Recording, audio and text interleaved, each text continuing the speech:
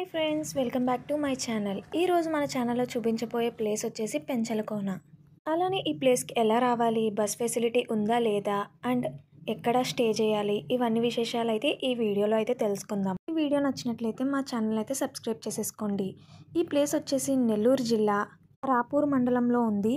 నెల్లూరు నుంచి 70 కిలోమీటర్స్ దూరంలో అయితే ఉంది ఈ ప్లేస్.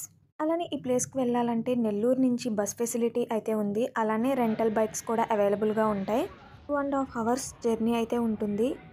పెంచలకోన చుట్టూ సర్పాకారంలో ఉన్న అడవుల మధ్య లక్ష్మీ నరసింహస్వామి టెంపుల్ అయితే ఉంటుంది.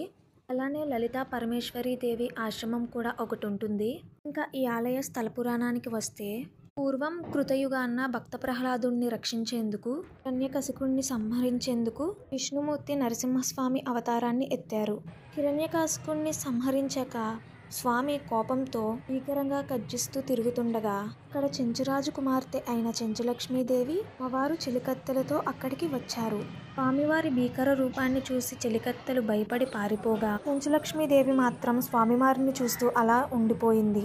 స్వామివారు ఆమె ధైర్య సాహసాలకు మెచ్చి చెంచురాజుకు కప్పం కట్టి ఆమెను వివాహం చేసుకున్నారు. ఆ తర్వాత స్వామివారు చెంచులక్ష్మీదేవి పెనవేసుకుని శిలగా మారిన కారణంగా ఈ ప్రదేశాన్ని పెనుశీల లక్ష్మీ నరసింహస్వామి అని పిలుస్తారు. కాలక్రమేణా వాడుక భాషలో ఈ ప్రదేశాన్ని పెంచలకోనగా పిలుచుకుంటారు. ఈ విషయం తెలుసుకున్న స్వామి మొదటి భార్య అయిన ఆదిలక్ష్మి అమ్మవారు స్వామి మీద అలిగి ఇక్కడే నదికి ఒడ్డునున్న అవతలి పక్క కొండ మీద కూర్చున్నారని, అందుకని అమ్మవారికి అక్కడ గుడిని నిర్మించారు.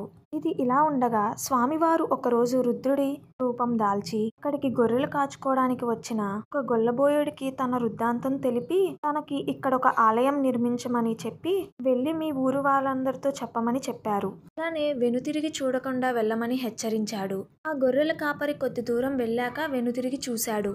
ఆ తర్వాత అతను అక్కడికక్కడే శిలగా మారాడు. కాబట్టి స్వామివారిని చూసిన మొట్టమొదటి వ్యక్తిగా అతనికి ఒక ఆలయాన్ని నిర్మించారు. ఆ తర్వాత ప్రతి ఏటా వైశాఖ శుద్ధ బహుళ పాడ్యమి నాడు స్వామివారికి అక్కడ ప్రజలు బ్రహ్మోత్సవాల్ని నిర్మిస్తారు. కానీ ఇక్కడ అన్నదానం కార్యక్రమం కూడా ఉంటుంది డైలీ.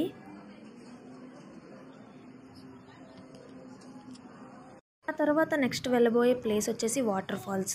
టెంపుల్ దగ్గర నుంచి వాటర్ ఫాల్స్ వచ్చేసి 2 kilometers దూరంలో అయితే ఉంటుంది. ఇది కూడా ఒక ట్రెక్కింగ్ లాగా ఉంటుంది అడవి మధ్యలో.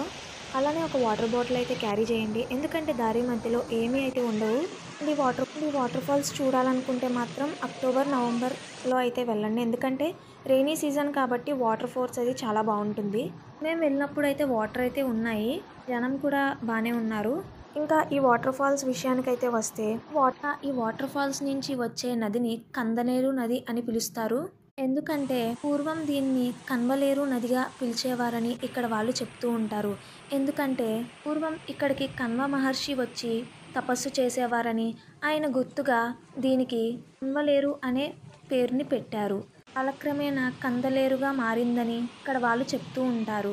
అలానే స్వామివారు హిరణ్యకశిపుణ్ణి చంపిన తర్వాత తన కోపాన్ని తగ్గించుకోవడానికి ఈ వాటర్ ఫాల్స్ దగ్గరికి వచ్చి ఇక్కడ స్నానమాచరించి ఇక్కడే తపస్సు చేసేవారని ఇక్కడ వాళ్ళు చెప్తూ ఉంటారు.